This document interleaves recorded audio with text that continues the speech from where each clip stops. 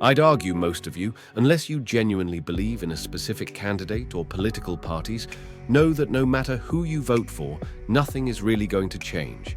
There might be some tax rate adjustment or some token regulation, but at the end of the day, the best you can do is vote for the lesser of two evils.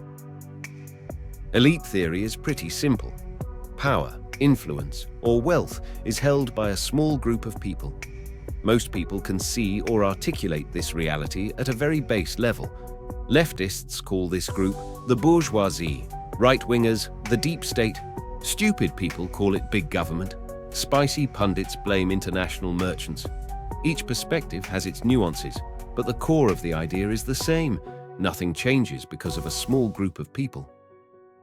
At its core, elite theory argues that real power can't be spread evenly or democratically. Instead, it's controlled by a small minority of society. These elites aren't just political leaders.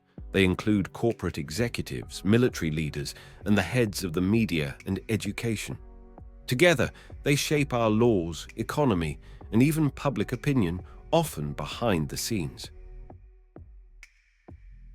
Elite theory rests on 5 core principles. 1. Power concentration. A small group holds disproportionate influence. 2nd, unified elite. These individuals share similar backgrounds and interests, making collaboration easy. 3. Powerless masses. Regular people have limited actual influence. 4. Top-down decisions. Most policies flow from elites downward, not the other way around. 5. Inevitability of elite rule. The complexity of modern society makes elite dominance nearly impossible to avoid. 3 big names dominate elite theory. Vilfredo Pareto introduced the circulation of elites, suggesting elites constantly replace one another through cycles. Gaetano Mosca argued that organized minorities always overpower disorganized majorities, highlighting that power is about cohesion and strategy. C. Wright Mills famously coined the term power elite, specifically in America, highlighting an interconnected triangle of business leaders, politicians, and military officials who jointly run society. While I doubt I need to provide evidence, some examples from here in America include 1% of the population control a massive share of wealth, influencing policies through lobbying and donations.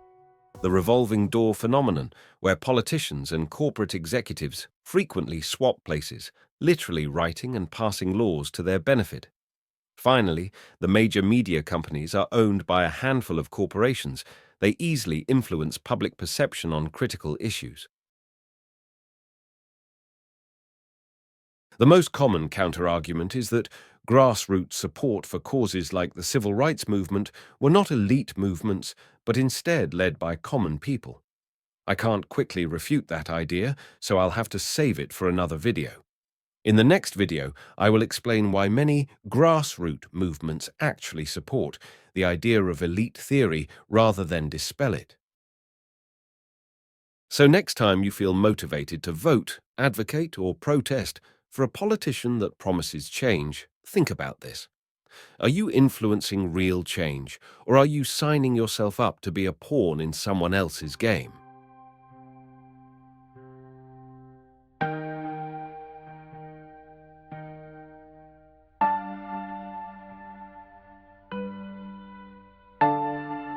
If you found this intriguing, hit the like button, subscribe, and let's continue unraveling the hidden threads of power together.